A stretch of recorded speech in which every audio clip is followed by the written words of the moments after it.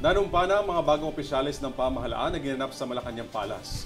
Kabilang dito si bagong chairperson ng National Commission on Indigenous People na si Bae Jennifer Limpayan Sibuglas. Sa detalye ng balita, narito si Henry Nicolas.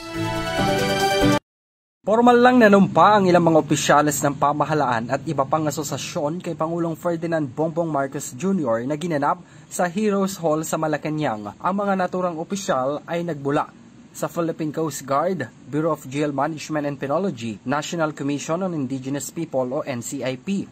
Kabilang sa mga nanumpa si newly appointed NCIP National Chairperson Bae Jennifer Limpayan Sibuglas kung saan pinalitan nito si dating Chairperson Alan Capuyan. Next, may we invite on stage National Commission on Indigenous Peoples Chairperson Jennifer T. Sibuglas and her family.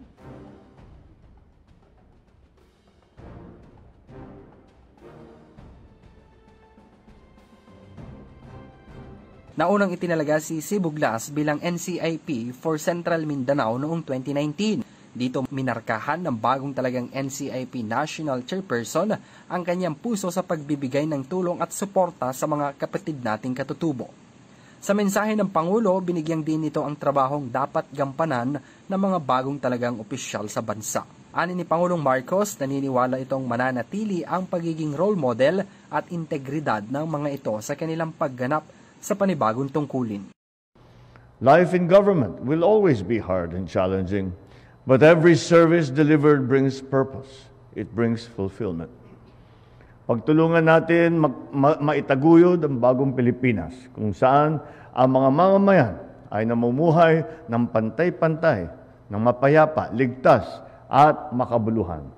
Congratulations to our new officers. Mabuhay kayong lahat.